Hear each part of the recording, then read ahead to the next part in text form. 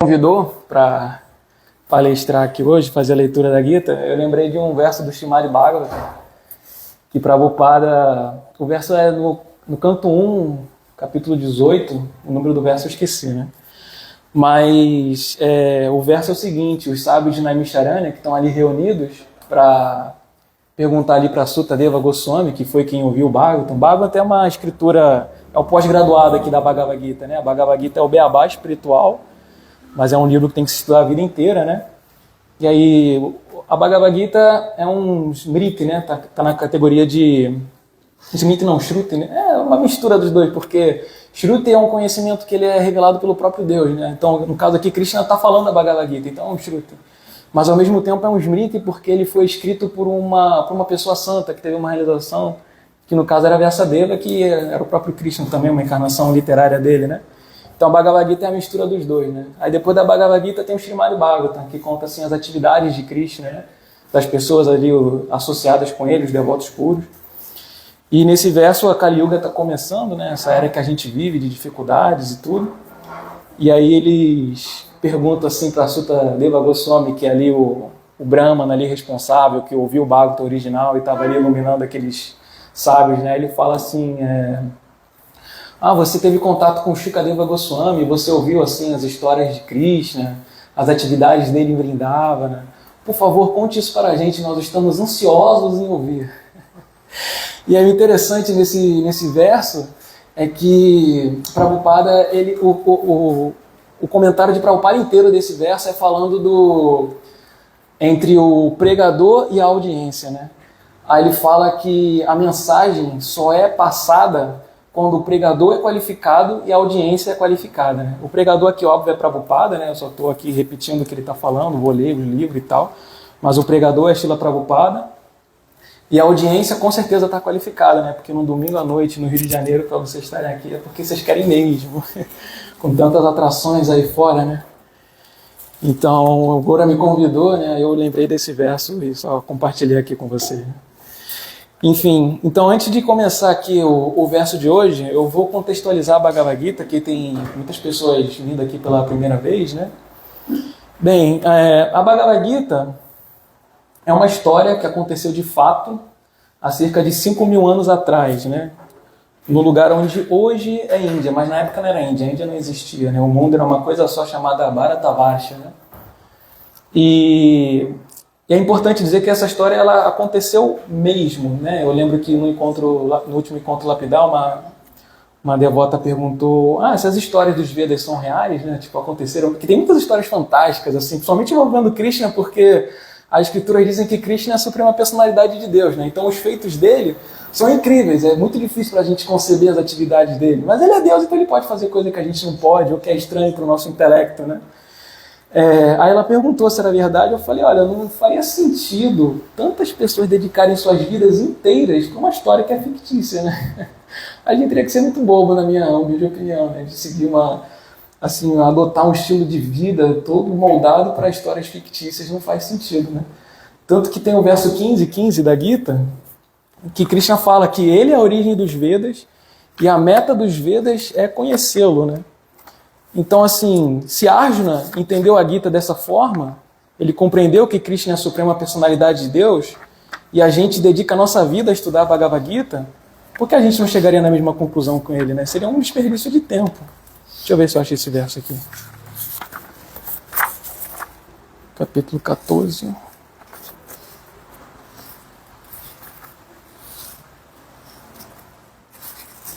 Dezesseis.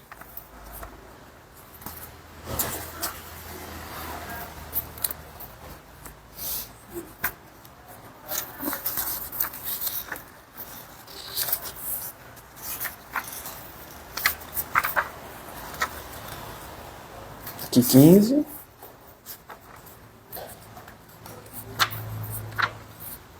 Verso 15. Esse verso diz o seguinte, vou direto para a tradução em português, tá? Krishna fala assim: estou situado no coração de todos, e é de mim... esse aqui é o 16.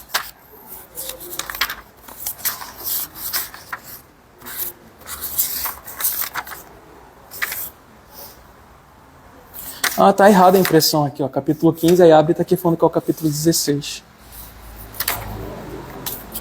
Estranho, né? Mas é esse verso mesmo, tá certo. Estou situado no coração de todos, e é de mim que vem a lembrança, o conhecimento e o esquecimento. Através de todos os Vedas, é a mim que se deve conhecer. Na verdade, sou o compilador do Vedanta, e sou aquele que conhece os Vedas.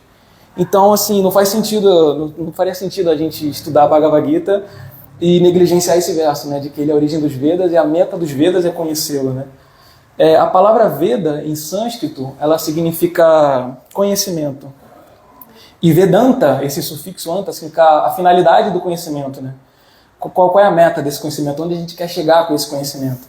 Então, Krishna fala, eu sou o compilador do Vedanta, sou aquele que conhece os Vedas, e através de todos os Vedas é a mim que se deve conhecer. Então, o Vedanta é conhecer Krishna, né? Então, assim, todas as histórias que aconteceram da Bhagavad Gita, o Srimad Bhagavatam, são todas que realmente aconteceram, né? Existem historiadores, pessoas dedicadas no meio acadêmico a estudar, né, essas histórias. Uma coisa bem histórica, assim, mais até grosseiro, né? De, por exemplo, esse lugar, Kurukshetra, ele existe de verdade lá na Índia, né? E dizem, assim, que tem até vestígios ali de armas que foram usadas, que teve um cidadão chamado Ashwatthama que usou uma arma ali meio, como é que fala? Tóxica, né? Era radiação, ficou radiação assim no ambiente, e hoje estão lá e descobrem. Aí o pessoal assim começa a usar programas de computadores para voltar assim com os astros e ver assim o tempo que aconteceu. Cosmologia é uma coisa de louco, né?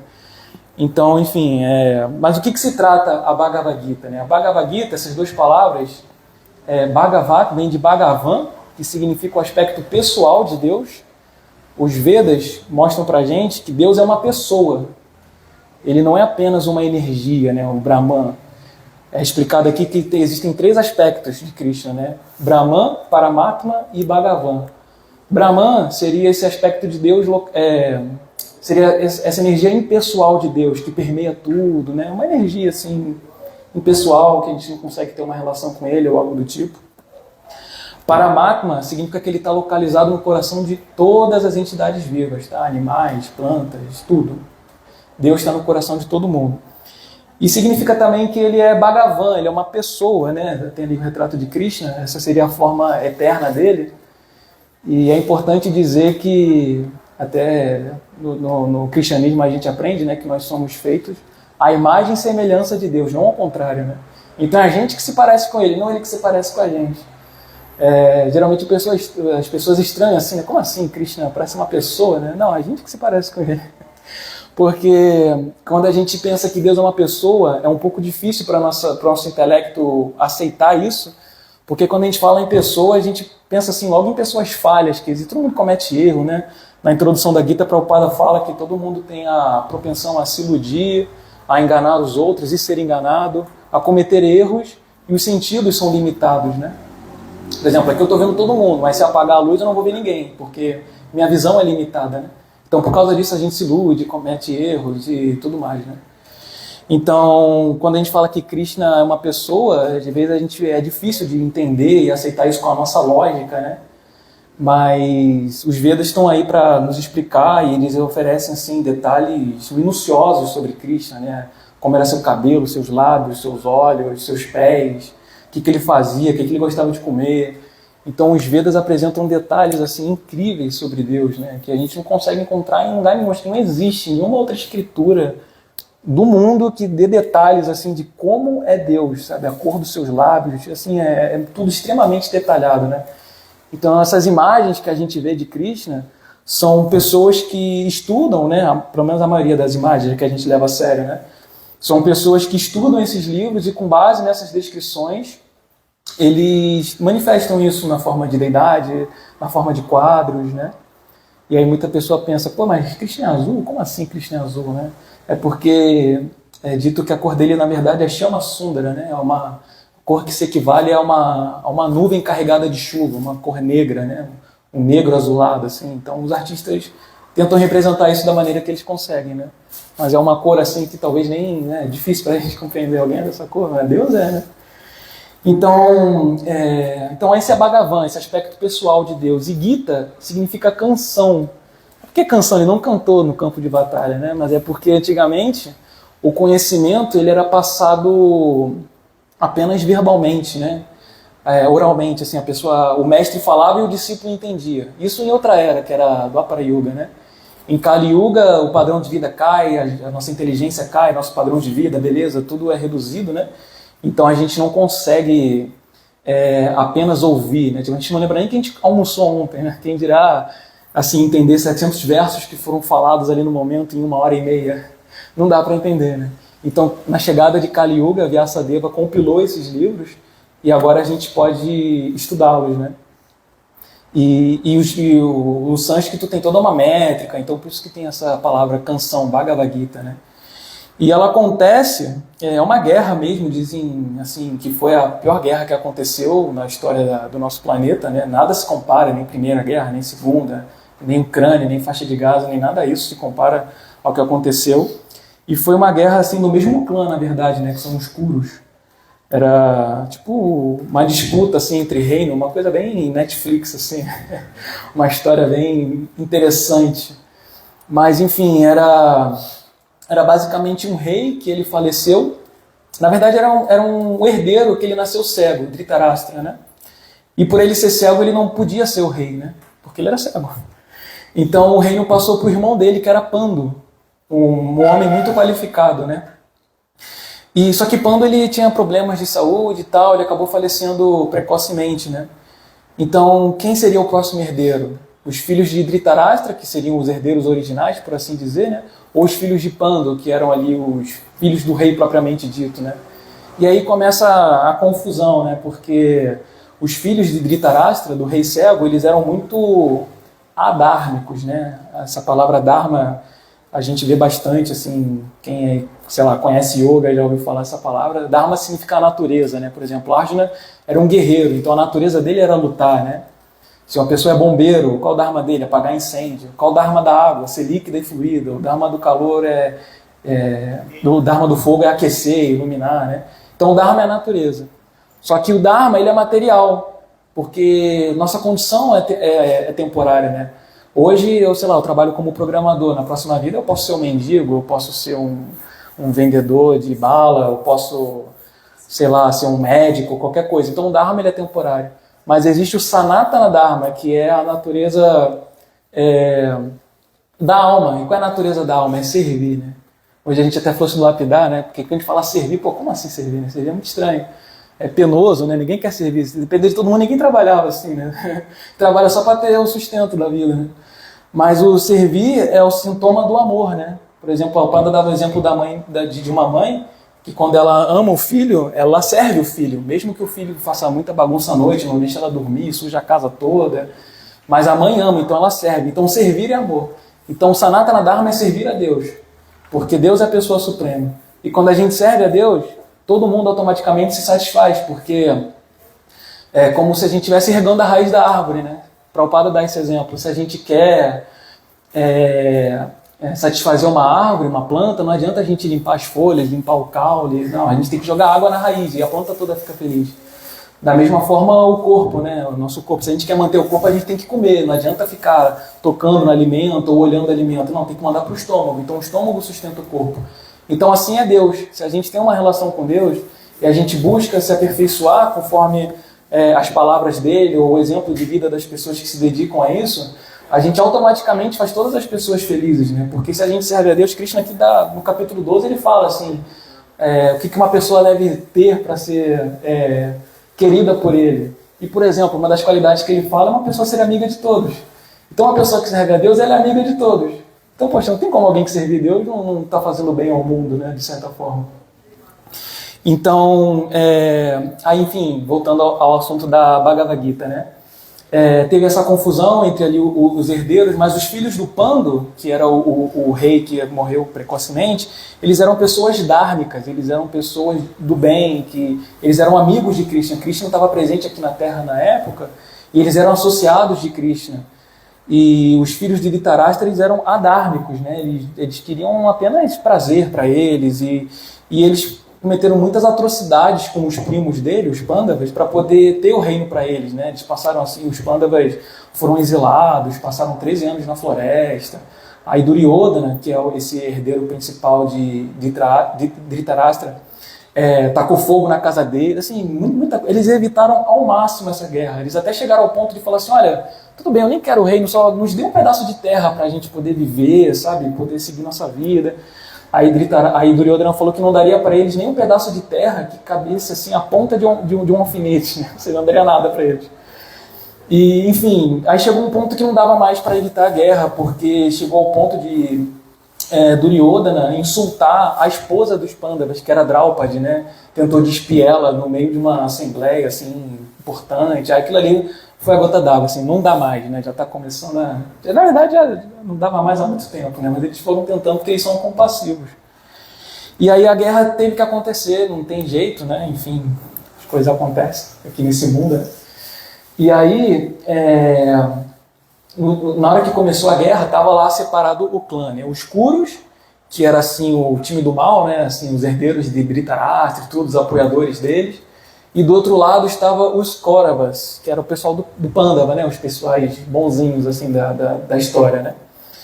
E aí quando vai começar a guerra, Arjuna, ele é o arqueiro ali, né? E Krishna, ele atua na guerra, mas de uma forma passiva, porque ele é Deus, né? Se ele fosse participar da guerra mesmo, enfim. E aí ele atua ali como o cocheiro de Arjuna, que naquele contexto de Dwapara Yuga, as guerras aconteciam com quadrigas, cavalos e tal, e o cocheiro é aquele que pilota ali a quadriga, né? Que é como se fosse uma charrete, assim, né? Enfim. E aí Arjuna fala assim, Krishna, por favor, me leve até a frente do exército inimigo, que eu quero ver com quem eu vou lutar. Porque apesar do outro exército ser o inimigo, ali também tinham pessoas importantes, que às vezes por questões políticas ou por arranjos divinos, eles tiveram que se aliar àquele exército. Como é o caso, por exemplo, de Bhishma Deva e Dronacharya, né, que era o mestre de armas dos Pandavas. Era o mestre deles assim, da arte militar e tudo, né? Então beleza, e Krishna levou Arjuna até lá e falou assim, olha Arjuna, com quem você vai lutar, aqui estão pessoas queridas para você.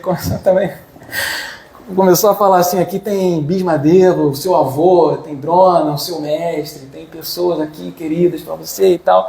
E aí Arjuna vendo aquilo, obviamente ele não quer lutar, né? Poxa, imagina você ter que lutar contra seus primos, seu avô, pô, uma coisa de louco, né? Acho que ninguém na Terra nunca passou por uma situação parecida com essa, que você tem que brigar com familiares, pessoas que você ama, amigos e tudo, né?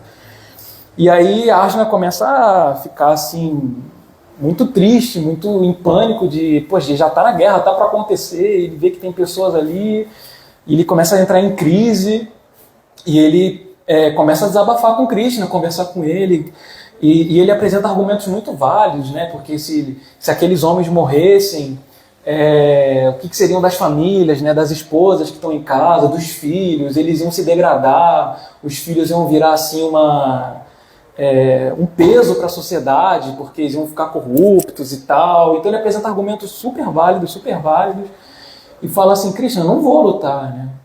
E aí no verso 7 da Bhagavad Gita, ele se rende a Krishna. Até o momento ele não sabe assim que Krishna é a suprema personalidade de Deus, porque Krishna ele tem o direito de se manter reservado, né? Então até então momento ele não falava assim, não demonstrava suas virtudes de Deus, né? E aí no verso 7 da Bhagavad Gita, Krishna fala assim, na verdade Arjuna fala assim, agora estou confuso quanto ao meu dever e perdi toda a compostura devido a reles fraqueza. Nesta condição, peço-te que me digas certamente o que é melhor para mim. Eis que sou teu discípulo e uma alma rendida a ti. Por favor, dá-me tua instrução.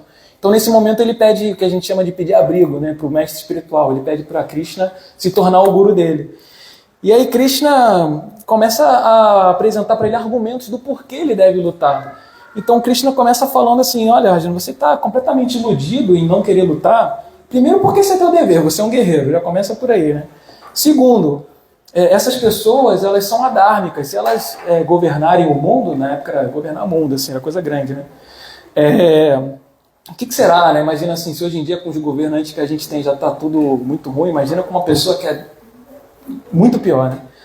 Então ele falou, se você não lutar, o que será do mundo e o que será da sua glória de guerreiro, né? Que você como guerreiro você tem que manter sua glória, sua fama e tudo, né? Começa a usar argumentos assim e depois ele começa a falar da alma. Ele fala assim, você está muito identificado com esses corpos, porque eles não são esses corpos, eles são almas espirituais. E você não vai matar a alma porque a alma não morre. A gente vai ver isso no verso de hoje, né? A alma é imutável, é impossível você matar a alma. A alma é sempre eterna. Ela não tem nascimento nem morte, ela sempre existiu. Então o que você vai estar fazendo é apenas agindo na questão corporal, né? Não tem por que você se preocupar com isso. É, assim, pesado para a gente entender isso, né? Mas faz total sentido. E aí Krishna começa a falar vários versos. Ele fala, por exemplo, que da mesma forma que a gente troca de roupa, por exemplo, a gente vai chegar em casa e vai botar o pijama para dormir, né? Então da mesma forma que a gente troca de roupa ao longo do dia, a alma troca de corpo ao longo da vida. E um outro exemplo que ele dá, ele fala, da mesma forma que esse corpo, nessa vida, passa da juventude, adolescência, fase adulta, velhice, da mesma forma a alma ela vai migrando de corpo em corpo e ela não é afetada, porque a gente é bebê, cresce, fica velho, mas a gente continua sendo a gente, né? A alma é sempre a mesma. Então ele vai apresentando vários versos que foram ditos aqui nos últimos domingos, né? E agora a gente chega aqui no verso 25, deixa eu ler logo ele, senão o tempo passa, ainda não comecei a ler. Mas esse verso ele fala, o sânscrito dele é o seguinte: Avaktoyam achintoyam avikaryoyanutyate tasmadevam viditvainam nanushotitumahasi. Tá escrito aí, né? Então a tradução dessas palavras são as seguintes: Avyakta significa invisível. Ayam significa esta alma. Achintya significa inconcebível. Ayam significa esta alma. Avikarya, imutável. Ayam, esta alma. Uchyate, está dito. Tasmat, portanto. Evam, assim. Viditva, sabendo o bem. Enam, esta alma. Na, não. Anushotitum, lamentar. Ahasi, mereces. Esse livro aqui ele foi escrito por Srila Prabhupada, né, que é o nosso guru aqui da ISKCON. Ele é um devoto puro de Krishna, que dedicou toda a sua vida em propagar esse conhecimento nos países ocidentais, né? Ele recebeu a instrução do guru dele de levar essa consciência, esse conhecimento que até então estava restrito ali na Índia. Porque esse conhecimento, na verdade, é antes da Índia existir, né? Mas, enfim, as coisas foram acontecendo no mundo e ele estava ali só na Índia, localizado. E o mestre dele, Bhaktisiddhanta, falou, olha, você é um rapaz inteligente. Esse senhorzinho aqui, né? Ele falou assim, olha, você é um rapaz inteligente. Isso quando ele era jovem, tinha uns 20 e poucos anos. Você tem que levar esse conhecimento para as pessoas que estão do outro lado do mundo, né? Só que ele, estava recém-casado, com filho. Aí ele, como é que vai fazer isso, né? Ele não podia negligenciar a família dele.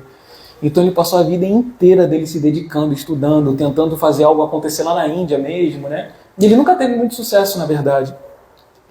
Mas aí quando ele estava com 70 anos e a família dele já estava bem encaminhada, aí ele aceitou o que a gente chama de sannyasi, uma vida renunciada, né? E virou monge e tudo, se dedicou a propagar esse conhecimento espiritual. E ele veio para o Ocidente sem dinheiro, sem nada. Enfim, a história dele é fantástica, só quero dizer que essa versão que a gente lê da Gita é de Prabhupada, e ela tem aqui o Devanagari, que é essa escritinha aqui, né, diferente, tipo o japonês, que tem aqueles risquinhos todos, então tem um Devanagari. Aí tem o sânscrito para o nosso alfabeto aqui, com as letras, né, A, B, C, D e tal. E aí ele fez a tradução palavra por palavra, e ainda deu a tradução que foi em inglês, e aí os devotos foram traduzidos para, sei lá, mais de 70 línguas, assim, e chegou no português aqui. Então, Prabhupada foi essa pessoa misericordiosa que conseguiu nos dar acesso a esse conhecimento, né? Então, todas as glórias Srila Prabhupada. Então, a tradução do verso é a seguinte: declara-se que a alma é invisível, inconcebível e imutável. Sabendo disto, não te deves afligir por causa do tempo, por causa do corpo. Então, vamos repetir, por favor? Eu leio, dou uma pausa e vocês repetem, que é bom para entrar na cabeça, né? Então, declara-se que a alma é invisível, inconcebível e imutável. Sabendo disto, não te deves afligir por causa do corpo. Beleza. Então aqui já tem 3 qualidades da alma, né? Invisível, inconcebível e imutável. Então aqui tem, e o Prabhupada, ele não só traduziu pra gente, como ele explicou, né? Porque às vezes é difícil pra gente entender. Quem já leu a Bhagavad Gita pela primeira vez não é tão fácil assim, né? Principalmente a gente que está assim, vidas e vidas distraídos com o mundo, né? Trabalhando, família e prazeres e tudo, né? A gente não vai conseguir entender isso aqui de primeira. Então o Prabhupada, ele foi tão gentil que ele botou significado, né? Ele tem o título de Bhaktivedanta, assim, porque ele é perito na ciência de Bhakti. Então ele tem todo o conhecimento e passou aqui pra gente, cada verso é comentado, e ele não botou assim nenhuma interpretação pessoal dele. Todo o comentário dele é baseado em outros versos e no conhecimento que ele tem, né? Então o significado é o seguinte: como se descreveu anteriormente, a dimensão da alma é tão pequena para o nosso cálculo material que ela não pode ser vista nem mesmo pelo mais poderoso microscópio, sendo, portanto, invisível. Aí, só dando uma pausa aqui, no verso 17 desse mesmo capítulo, ele cita alguns versos de outras escrituras que provam assim que a alma ela é invisível, né?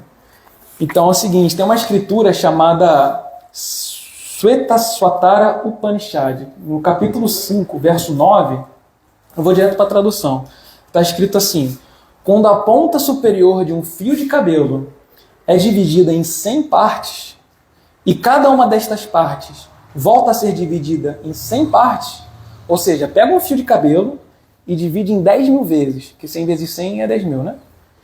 É isso, né? Acho que é. Então divide a ponta de um cabelo em 10.000 vezes. Esse é o tamanho da alma. É invisível, pô. Então, quando a ponta superior de um fio de cabelo é dividida em 100 partes, e cada uma destas partes volta a ser dividida em 100 partes, cada uma destas partes é a medida da dimensão da alma espiritual. E aí ele cita um outro verso do Bhagavatam, que diz assim: há inúmeras partículas de átomos espirituais, cada um dos quais mede 1/10 de milésimo da porção superior de um fio de cabelo. Ou seja, 10º milésimo é 10.000, né? Então esse é o tamanho da alma, para quem tinha dúvida, tá? E, enfim, vamos continuar aqui. Quanto à existência da alma, ninguém pode provar sua existência experimentalmente, prescindindo da prova do Shruti. Shruti, como eu falei, é esse conhecimento que é revelado, né? Ou a sabedoria védica. Temos de aceitar esta verdade porque não há outra fonte que nos leve a entender a existência da alma, embora este fato seja de fácil percepção. Há muitas coisas que temos de aceitar com base unicamente na autoridade superior. Baseada na autoridade de sua mãe, a pessoa não pode negar a existência de seu pai. Não há outro processo para alguém compreender a identidade do seu pai, exceto aceitando a autoridade da mãe. De modo semelhante, não há fonte para compreender a alma, exceto pelo estudo dos Vedas. Em outras palavras, a alma é inconcebível para o conhecimento humano experimental. A alma é consciência e consciente. Esta afirmação também é dos Vedas. Temos de aceitar isso. Ao contrário do que acontece com o corpo, a alma não muda.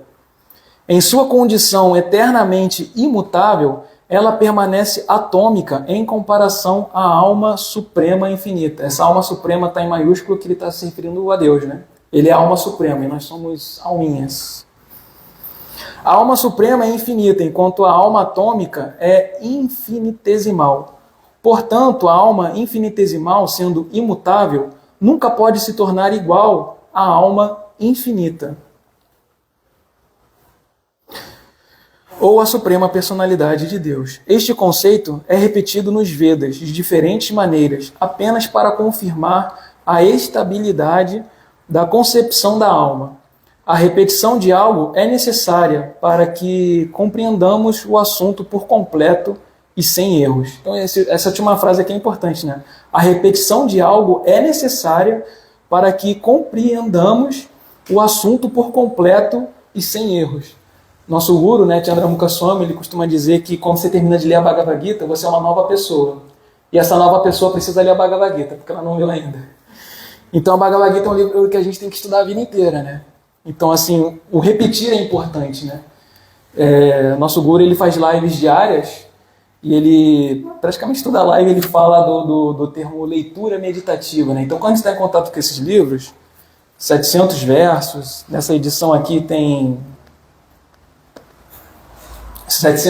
mais de 700 páginas, 900, nossa, 1000 páginas quase, né? Então não adianta a gente assim querer ler só para terminar, né? Eu li a Gita, li tudo, foi embora, né? Não, você tem que ler com calma, não entendeu, lê de novo, lembrou de alguma coisa, volta. Nós temos um site chamado Vedabase, é um site da ISKCON mundial, tem livros lá em várias línguas, né? E lá tem uma ferramenta de busca, então vale a pena, assim, lembrou de alguma coisa, leu um verso, lembrou, vai lá, busca, joga a palavra-chave e tal. Então esses livros são para ser estudados, né? Não é simplesmente ler, né? Então Prabhupada enfatiza isso aqui, né? A repetição é algo necessário para que compreendamos o assunto por completo e sem erros. Então aqui uma coisa importante nesse significado, uma das coisas importantes, é que Prabhupada dá o exemplo de que se você quer conhecer seu pai, você tem que perguntar para sua mãe, né? Tem um livro, eu acho que é na introdução do Sri Upanishad, não tenho certeza.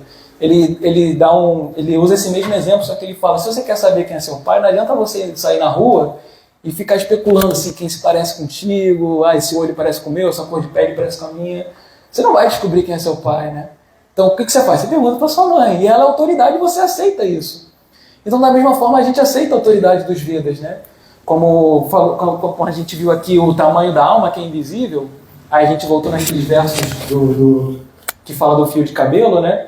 E por que aquilo ali é uma prova? Porque a gente aceita, e só porque ele está falando que a alma é um fio de cabelo dividido em 10.000 vezes, porque a gente aceita isso como verdade? Porque está escrito. Aí alguém inteligente pode pensar, mas não é fanatismo você pegar um livro, ler, e só porque está escrito você aceita que é verdade? Talvez seja. Mas Krishna fala na Bhagavad Gita que ele é a origem dos Vedas. Então se Deus é a origem dos Vedas, por que eu vou duvidar dos Vedas? Para mim não faz sentido, né? E aí tem algo interessante no ramo da ciência, do estudo, da filosofia, que se chama epistemologia. Epistemologia é o estudo do conhecimento. Ou seja, tem um conhecimento e você assim destrincha aquilo ali com detalhes, né? Então, na epistemologia védica, nós temos 3 bases, né, que comprovam assim, que essa filosofia faz sentido, que é o Guru, o Shastra e o Sadhu, né? Então, o Guru é o mestre espiritual, como aqui no caso é Krishna. A Arjuna se rendeu a Krishna. Então, ele pediu abrigo para o mestre espiritual. Então, o Guru é a pessoa que vai te passar o conhecimento. E a vida do Guru é um exemplo de como é viver as escrituras. A palavra sadhana, que a gente conhece como prática espiritual, meu Guru lançou um livro agora chamado O Lapidário, né? E nesse livro ele fala que o sadhana, que nós assim traduzimos como prática espiritual, o sadhana é você colocar em prática no seu dia o conhecimento védico. E o Guru, ele tem um sadhana. Assim como o sadhu. O sadhu, por mais que ele não seja guru, não aceite discípulos ou coisa do tipo, ele vive com base nas escrituras. Então essas duas personalidades são um embasamento que nós temos para a comprovação de que a filosofia ela é autêntica. A gente vê a realização dessas pessoas, vê o estilo de vida delas, vê como elas se comportam.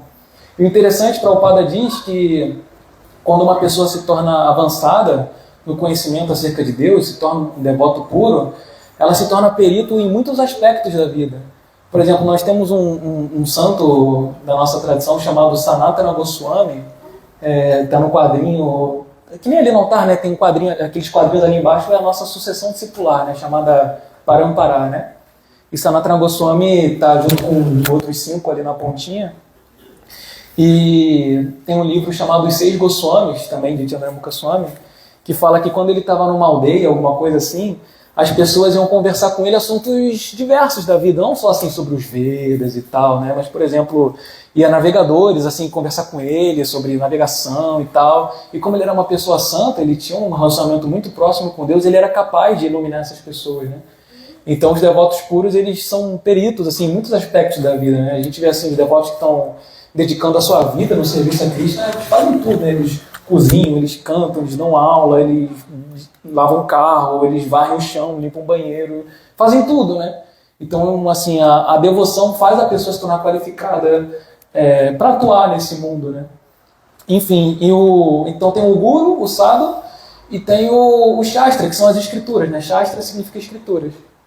Então, esses três pilares, né? Guru, sadhu e shastra, são o nosso norte, assim, de que o conhecimento é autêntico, a gente vê a realização dessas pessoas e a gente segue eles, né? Assim como ele deu o exemplo aqui da mãe, né? A mãe ali é o guru da pessoa, né? A mãe os Vedas dizem que a pessoa tem 7 gurus, né? A mãe, a esposa do mestre, a vaca, a enfermeira e assim vai, né? Totalizam 7. A terra, Bhumi, né? Que é a deidade do planeta Terra, é uma mãe. Então nós temos 7 mães. Então a mãe é a nossa mestre espiritual, pelo menos em teoria deveria ser. Né? Em teoria não, escrituralmente deveria ser. Né? Então a mãe é nossa guru. E a gente pergunta assim, né? Quem é nosso pai? Então ela fala, né? Então da mesma forma a gente deve ter um guru na nossa vida, que o guru nada mais é que um professor, né? É um mestre espiritual. E todo mundo precisa de um professor, todo mundo aqui foi para a escola, né? E por mais que a pessoa, não, eu sou inteligente o suficiente, não vou para a escola, eu vou estudar no YouTube. Tudo bem, cara, aquele cara que está no YouTube te falando alguma coisa é teu professor, pô. Ou se você vai ler um livro, alguém escreveu aquele livro, o autor é um professor. Então todo mundo precisa de um professor, não adianta, né? Todo mundo precisa de um professor. Então na vida espiritual é a mesma coisa, a gente precisa de um professor, a gente precisa de alguém que passou pelas etapas, passou pelo treinamento, que leva uma vida baseada nas escrituras e que ela tem capacidade de nos instruir. Então é completamente uma alucinação a gente achar que está avançando espiritualmente sem ter um mestre, né? Sem ter um guru, sem ter um professor. Né? Por exemplo, aqui no Brasil, né? Quem é o guru aqui do Brasil, assim, no planeta de uma forma geral, é Jesus, né? O guru mais popular que teve. Né? Então ele é um mestre espiritual. E muitas pessoas seguiram e seguem ele até hoje. Né? Então, isso que em sânscrito se chama parampara, essa corrente de sucessão discipular, é muito importante para que a gente consiga avançar no conhecimento espiritual. Né? Então, na própria Bhagavad Gita, no início aqui, tem todo o parampara védico, né, que começa desde Krishna, no capítulo 4, ele explica assim, né, tipo, olha, eu falei esse conhecimento para o Deus do Sol, desde o Sol passou para Mano, que é a entidade que foi responsável assim, por compilar as normas da sociedade, ele passou para o filho dele, foi passando, e que chegou na gente, né? No próprio Bhagavatam, o Bhagavatam é dito que esse universo é criado por uma... Na verdade, todos os universos são criados, universos materiais, né? Existem mais de um. Eles foram criados por uma entidade chamada Brahman. Cada universo tem um Brahman, né? Brahma. E no nosso universo também tem um Brahma. E Brahma recebeu o conhecimento de Krishna. E no Bhagavatam, no canto 2, Brahma ele passa esse conhecimento para Narada Muni. E ele pede para Narada Muni passar esse conhecimento adiante. Então, assim, vai passando conhecimento, até chegar ali na sucessão discipular, chegar em Prabhupada, chegar em Hridayananda Das Goswami, chegar em Chandramukha Swami, chegar na gente, e assim vai, né? Esse é o parampara, né? Mestre, discípulo, mestre, discípulo, mestre, discípulo. Então, é muito importante a gente se abrigar, assim como Arjuna fez, né? Como a gente segue a Bhagavad Gita, a gente segue os passos de Arjuna. Arjuna se abrigou a Krishna, né? A gente leu aqui o verso 2.7, né? Então ele pediu abrigo para Krishna. Da mesma forma, a gente pede abrigo para um guru e aceita as instruções dele. O guru é qualificado para ver nossos erros, nossas qualidades, o que a gente pode melhorar, né? Então, todo aquele que pretende levar a consciência de Krishna adiante, se tornar, assim, querer, assim, assumir a identidade de, poxa, eu sou um devoto, eu quero avançar em consciência de Krishna, deve seguir as instruções de um mestre, né? E pode que não queira ser Hare Krishna, seja lá o que for, né? Quer ser um cristão, qualquer coisa, você tem que seguir a instrução de alguém. Você não pode especular. Sua mente não está pronta para especular em alto nível. Você precisa de um treinamento para isso, né? E aí a sua especulação ela vai estar embasada nas escrituras, você não vai estar simplesmente achando coisas, né? Que isso é isso, aquilo é aquilo, não. Você vai ter uma base filosófica, uma base científica para aí sim você poder raciocinar por conta própria, né? Até então a gente precisa de treinamento, né? Então, enfim, esse verso ele é muito curtinho, ele fala simplesmente das qualidades da alma, né? Que é imutável, inconcebível e qual? E invisível. Então, assim, existem outras 3 qualidades da alma que são as principais, né? Que é Sat, Chit e Ananda, né? Sat significa que a alma é eterna, Chit significa que ela é plena de conhecimento e Ananda significa que ela é bem-aventurada. E aqui nessa condição material a gente não é nem eterno, nem pleno de conhecimento e nem tão feliz assim, né? A gente tem prazeres, momentos de prazer, mas feliz mesmo, nem sempre, né? Momentos de felicidade a gente tem, agora uma felicidade direta, assim, é um estágio muito avançado, né? Então, o conhecimento védico se propõe a isso, né? Meu guru, eu sempre falo meu guru, né? Tem jeito. Ele dá um exemplo que a alma, estando nesse corpo, é como se a gente tivesse que explorar o fundo do mar, a gente tem que usar uma roupa especial, né? Um tanque de oxigênio, um pé de pato, uma roupa térmica. Antigamente parecia aquelas armaduras, né? Com capacete redondo, uma coisa muito louca. Então, assim, da mesma forma que nós, que somos mamíferos, seres terrestres, nós temos que usar uma roupa especial para explorar o oceano, da mesma forma a alma tem que usar essa roupa especial aqui de carne e osso, que fica doente, morre, tudo, para poder interagir aqui no planeta, né? Então essa não é a nossa condição natural, né? Então meu guru ele fala que a gente tem que fazer um exorcismo de nós mesmos. Tem que tirar a alma desse corpo e cessar o samsara, assim, o ciclo de nascimentos e mortes, né? Então, Prabhupada, ele define a consciência de Krishna de muitas maneiras, né? A consciência de Krishna se dedica a cantar Hare Krishna, ele explica o porquê, óbvio, né? Se dedica a se relacionar com Deus e tal. Mas uma definição que ele dá que eu gosto muito, ele fala assim, a consciência de Krishna serve para te ensinar a morrer. Porque no capítulo 8, Krishna fala que a consciência que a gente tem na hora da morte é o que destina o nosso próximo nascimento, nosso próximo corpo, né? Os kardecistas não acreditam nisso, né? Eles falam que a gente não pode regredir, né? Se a gente era um cachorro e a gente avança para uma forma mais inteligente, a gente não pode regredir. Os Vedas não concordam com isso, como a gente estava ali agora cantando da Mandarastaka. Aí o Prabhu falou do Manigriva e Nalakura, né? Eles eram pessoas assim, dos planetas celestiais, né? Assim, patamar de semideus, super avançados, mas estavam ali entregues à luxúria e por causa da consciência deles tiveram que nascer como árvore, né? Então, a consciência que a gente tem na hora da morte é o que destina. Qual vai ser o nosso próximo corpo? E se a gente for muito avançado, a gente nem precisa nascer, porque a gente vai estar com a consciência absorta em Deus. E a gente atinge o que Prabhupada fala, que é voltar ao lar, voltar ao Supremo, né? Então a gente não precisa voltar aqui de novo. Porque Prabhupada dá essa definição, né? Que a consciência de Krishna é você aprender a morrer, né? Morrer da maneira certa. Então ele fala que essa vida é um planejamento para a próxima vida. Então, assim, a gente fala, não percam tempo, né? Dediquem a sua vida à prática espiritual. Isso não significa que a gente tem que negligenciar, né? Como Arjuna era um guerreiro, e Krishna falou, você é um guerreiro, você tem que lutar, não tem problema, né? Você trabalhar, ter família. Como o meu guru fala, né? A gente está nesse mundo, tem que fazer alguma coisa. Então, Krishna até no capítulo 12 da Gita, ele dá escalas de serviço devocional. O serviço mais elevado é pensar nele, simplesmente pensar nele. Muito fácil, né? Pensar em Krishna. Mas é muito fácil porque a gente está aqui agora falando dele. Agora, quando a gente sair da porta, a gente não vai mais lembrar dele. A gente vai se distrair, vai ver família, vai, sei lá, né, tá calor, vai ficar reclamando.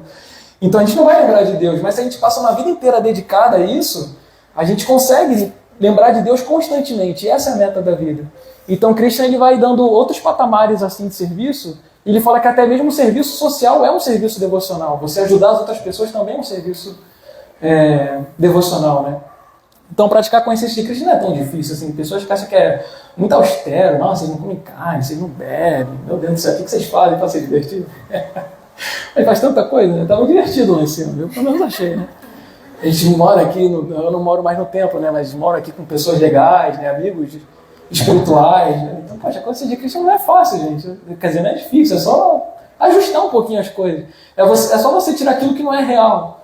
E aí é fácil praticar. Você fica ali na sua forma mais pura possível, né? Então não é tão difícil assim, só de você pensar em Krishna, poxa, ele é tão bonzinho, né? Só na hora da morte, você pensar nele, você já consegue assim, atingir a perfeição. Krishna fala, mesmo na hora da morte, assim, no último momento da sua... Se tu passou uma vida inteira sendo uma pessoa horrível, mas se na hora da morte você pensa nele, você atinge a meta. Então poxa, não é tão difícil. Ou é, né? Às vezes é. Então assim, em resumo, a consciência de Krishna é isso, né? A gente passa uma vida inteira se preparando com práticas e tal, para na hora da morte a gente conseguir estar com essa consciência fixa em Krishna e não... Pô, imagina, passar a vida toda treinando e aí na hora da morte você pensa num problema e você...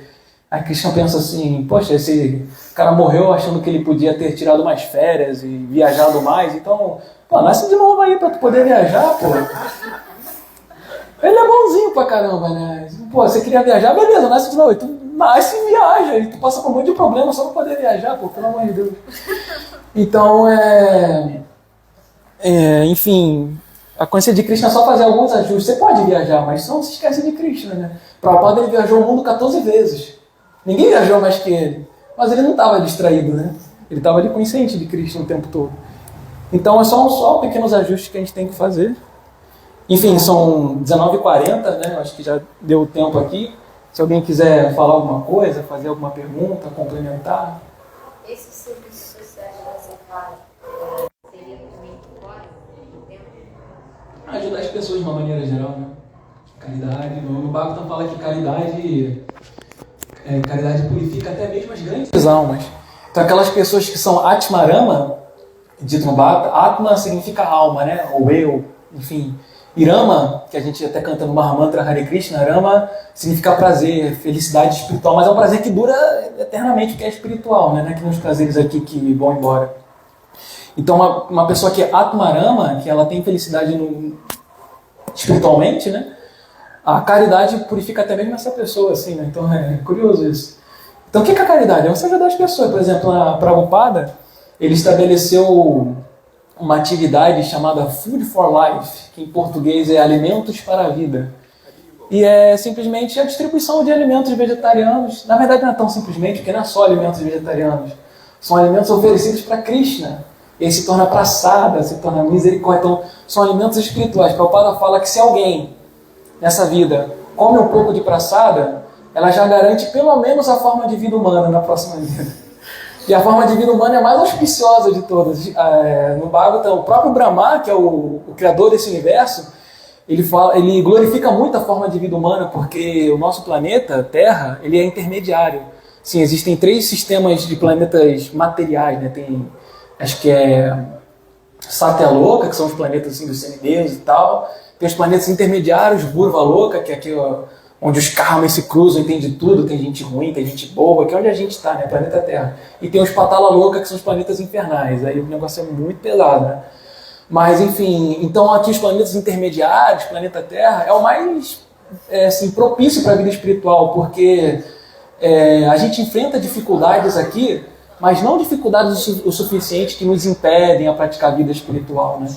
Então, aqui a gente experimenta dificuldades e a gente pode pedir ajuda para Deus, né? Então, assim, mesmo na dificuldade é fácil a gente praticar a vida espiritual aqui, porque no... Vaikuntha são planetas espirituais, aí lá Vaikuntha significa sem ansiedade, então lá é a meta, lá não tem nada disso, lá é só diversão, alegria. É dito que nos Vaikunthas cada passo é uma dança e cada palavra é uma canção, né?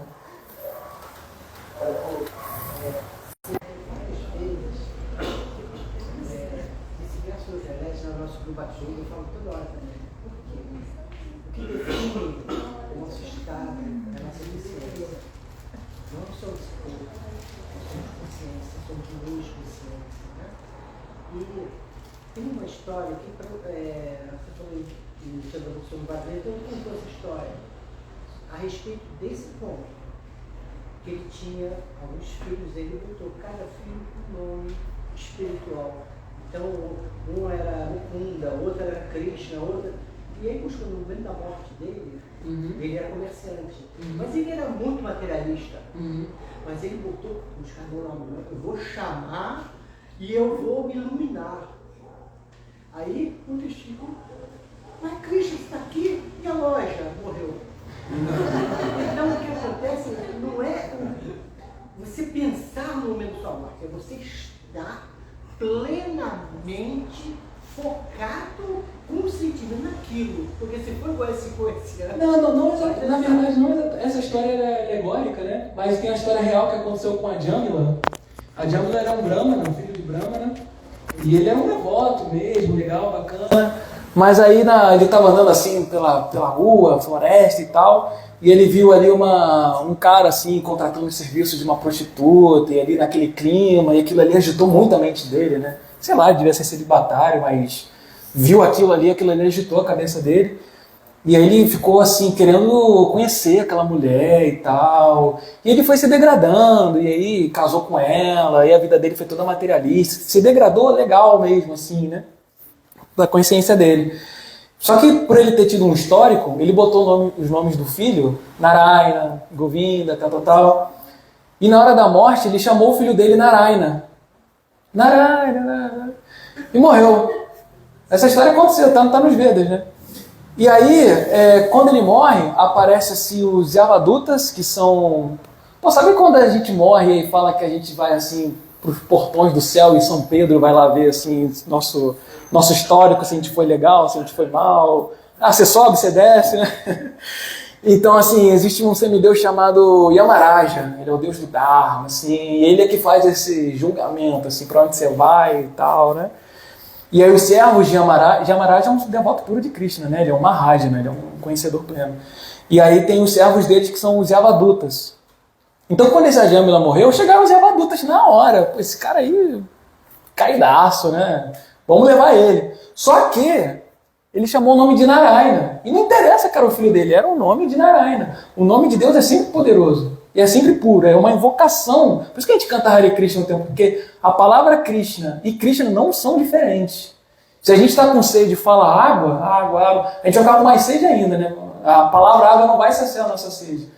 Mas Krishna não, ele fala Krishna e está invocando Krishna. Então ele falou Narayana, não importa, falou Narayana. E aí vieram quem? Os Vishnudutas, que são os servos de Vaikuntha, que encaminham as almas para os planetas espirituais, né?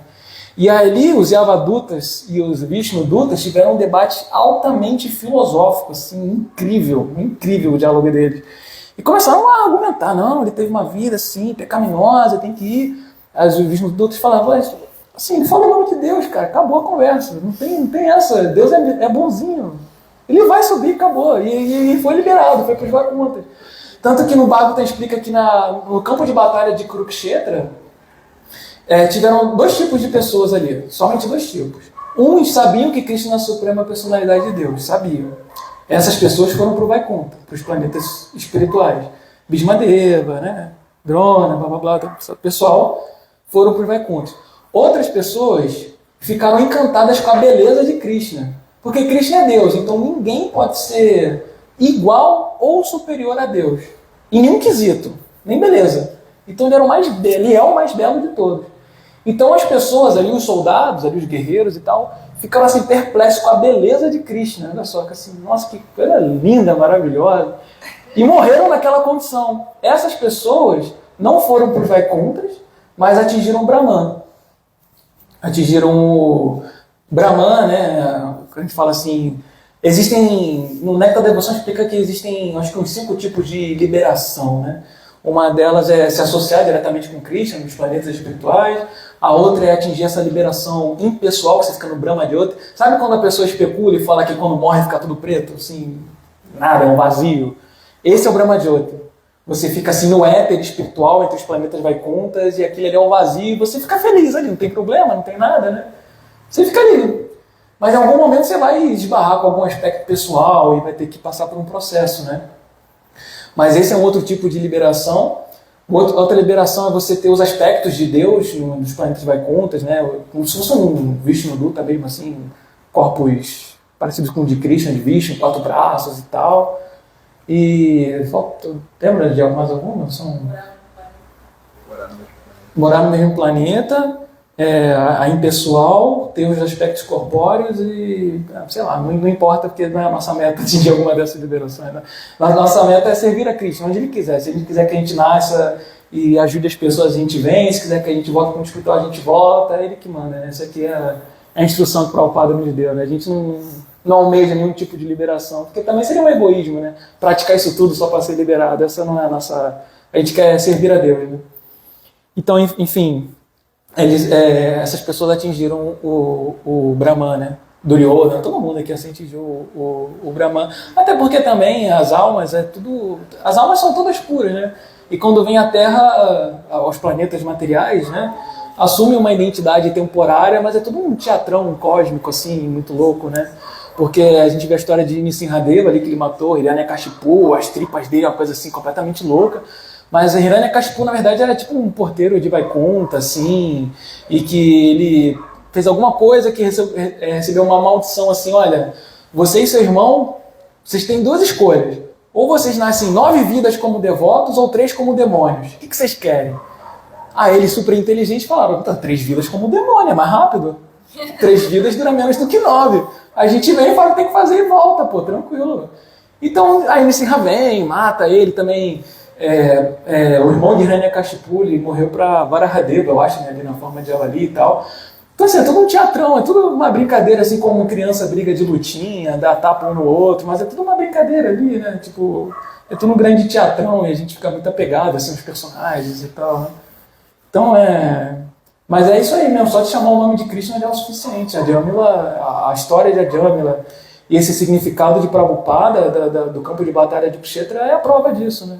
Pensou em Krishna, pô, chamou Krishna lá da morte, por mais que tu não esteja ali com o nome 100% assim, consciente. De novo, meu querido Guru, né, Chandram Goswami, ele tem um livro chamado Haridas, que conta a história de Haridas Thakura, que é uma forma de vida de Brahma e tal, enfim, não vou me aprofundar nisso. E Haridas, ele fala dos processos de cantar os santos nomes de Krishna, né? Aí tem o Namaparada, que é o cantar ofensivo, o Namabasa, que é o cantar intermediário, e o Shuddhanama, que é o cantar puro. E ele fala que o Namabasa, que é esse cantar, mesmo assim, que acredito que a maioria de nós, devotos ocidentais, estamos, né? É você cantar, mas não tá com aquela consciência legal, aquela concentração. Você canta Hare Krishna ali, às vezes, de uma maneira mecânica, porque você entende que esse é o processo, você quer avançar, então você acaba cantando, mas não com a consciência que você deveria, né? Às vezes você ainda tem algum desejo, às vezes você pede alguma coisinha material para Krishna, uma benção, alguma coisa assim. Só que ele fala que mesmo esse cantar conduz as pessoas aos planetas Vaikuntas. Então, olha só, mesmo o cantar intermediário é o suficiente para levar a pessoa para o planeta espiritual. Então, o Krishna é muito bonzinho, de fato mesmo, legal, ele é liberal, legal mesmo, né? Então, assim, é difícil porque a nossa mente está mal acostumada, né? Nosso intelecto está mal acostumado, mas se a gente parar para olhar a grosso modo, não é tão difícil assim. Perguntaram para a Prabhupada, tem uma aula gravada, tem áudio, tem vídeo disso, falando assim, Prabhupada, quanto tempo demora para alguém se tornar devoto puro? Ele fala 1 minuto, ou muitas vidas. A Arjuna demorou 1h30, que foi em 1h30 ele se tornou um devoto puro. Eu já estou uns 6, 7 anos, não virei ainda. Acho que eu vou ter que nascer mais um pouco. Beleza? Alguém mais quer falar alguma coisa? Esse passatempo específico, né, dos porteiros de Vaikunta, o passatempo ele se deu porque eles barraram os 4 Kumaras, que são os 4 filhos brahmacharis de Brahma, né? Isso. E eles já serão 3 vezes como demônio. A primeira foi Hiranyakashipu, Jagai Madai. Jagai Madai foi depois, que é onde eu queria chegar. Interessante dessa história é que o senhor falou específico de Chit, né? Chit também significa consciência. E também é o que deu origem ao nome de Chaitanya Mahaprabhu. Chaitanya Mahaprabhu ele é autoconsciente, ele já é a consciência de Krishna encarnado. Então, o fato dele se encontrar em Jagai Madai, né, que for, todo esse passatempo, é exatamente para essa alegoria, né, que a consciência de Krishna ela libera. Não importa quantas vidas você venha galgando, em alguma hora, algum tempo, Krishna vai liberar você desse estado, né? Que a alma também, você compara esse corpo como uma casca, né? E Chaitanya Mahaprabhu ele vem, né, com o poder dos santos nomes, que é o Yuga Dharma, né? Isso o senhor falou também aqui. Dharma dessa era o cantado Mahamantra. Então, ele veio para distribuir esse néctar que é o Mahamantra. E a alegoria foi exatamente de Jagai Madai, que no momento que eles tacaram um pote de barro na cabeça dele, e ele não fez nada, não fez absolutamente nada. Na verdade, ele ficou nervoso. Quem não ficou nervoso foi a irmã dele. E essa é a alegoria, né, que o Mahamantra, cantar desses santos nomes nessa era não tem outro modo.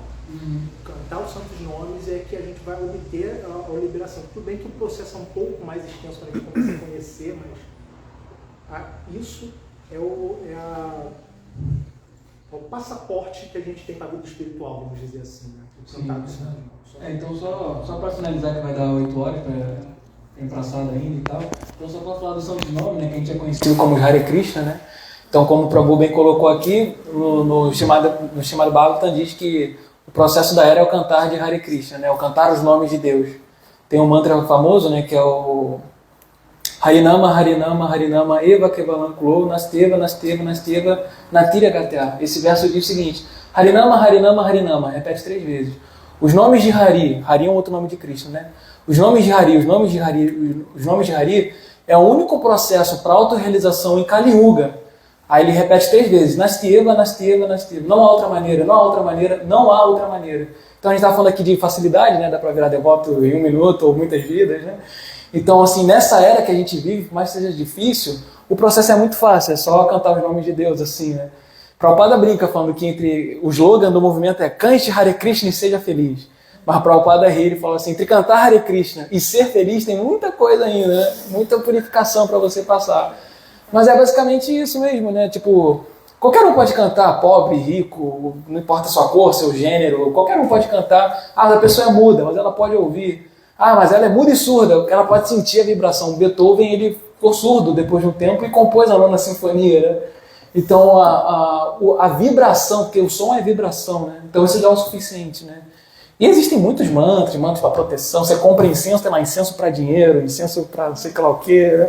Então tem mantra para tudo. Mas esse aqui é o Maha Mantra. Maha é principal. Mantra vem de Manas e Trayate, né?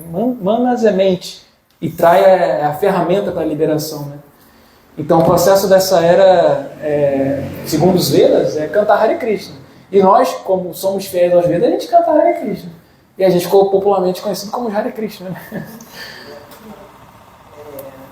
Uma coisa também que é muito importante é o campo congregacional. A associação de devotos, essa força da união, portanto, junto, ela Dá uma potência. Chaitanya trouxe isso, né? O Sankirtan. Sim, senhor. E Prabhupada falou, você deve tomar cachaça. Não se esqueça da Então vamos tomar uma abraçada que está na hora já. Todas gostam da Prabhupada.